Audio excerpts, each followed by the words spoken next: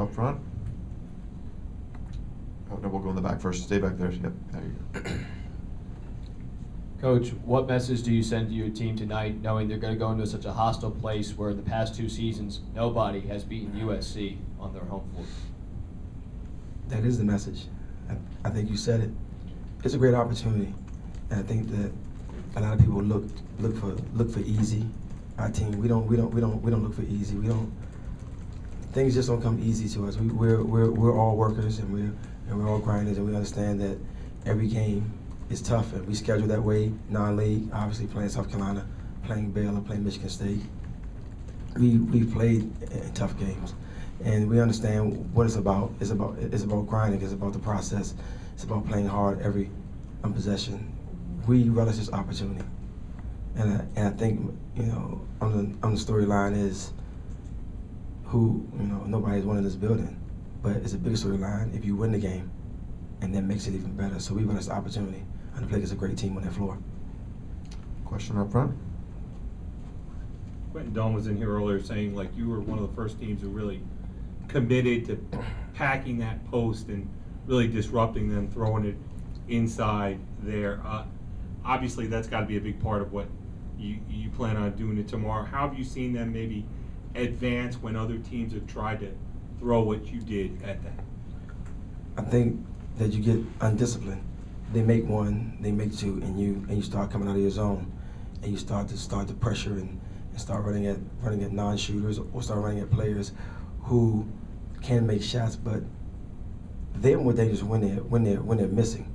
I think a lot of people don't understand that. If they're shooting threes and they're missing them, and they're long rebounds or they're weak side rebounds, they have 6'5" players on the backside. Not too many teams in the country have 6'5" players on the backside.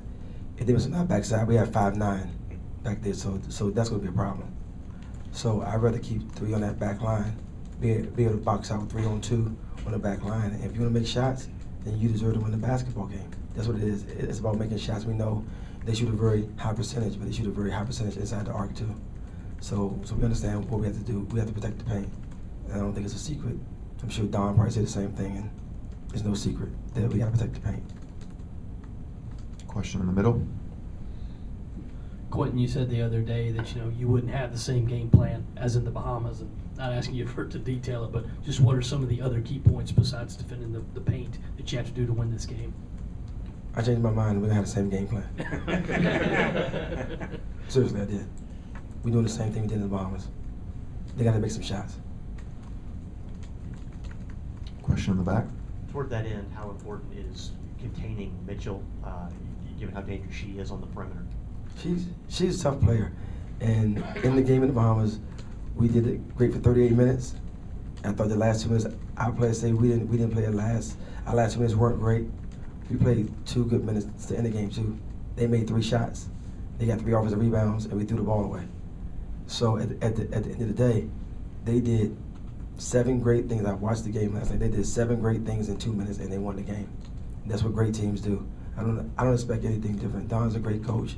They're a very talented basketball team.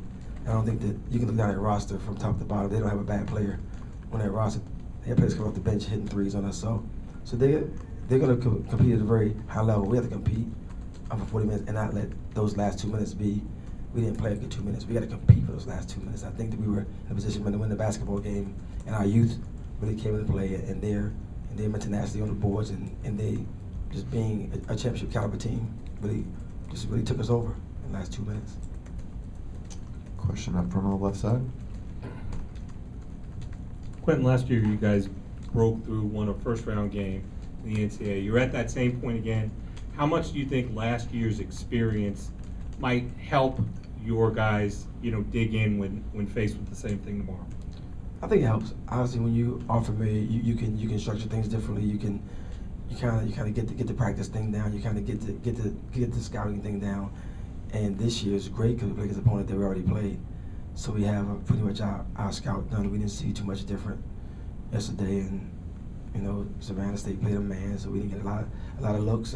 But we've had a lot of games in between Bahamas and here's. They've had a lot of games, and between those games, I want to watch them all. And if there's something I can take from it to help us win the basketball game, I'm gonna take it. But if not, I think we got a pretty solid game plan in place. I think we have the only game plan in place that can contain them at all. If you can't match up with their size and their strength is to pack it in and make them play in front of you and not over you. Question in the back. You talked about the final 2 minutes, but the way you closed last night, are you going to use that as motivation to say that you've done that now in the NCAA tournament? Well, we talked about that, how to finish games, and last night it was very good. We finished strong. We got a big charge in the last inside 20 seconds. We got a huge rebound inside 20 seconds, and we made free throws inside that 20-second time period. So we understand what it takes. Our team believes that we can do it because we talk about it and we do it in practice all the time. We have consequences for everything. You lose in a scrimmage, we run. You lose a shooting drill, we run. So there's always a winner and loser. So we understand that. So I try to instill that in our players that there's a winner and loser, and there's a winner and loser at the end of the game. And we try to just close out strong. I think we did a good job last night. I was very proud of them. Any more questions for Coach Hillsman? Thank you, Coach. Thank you.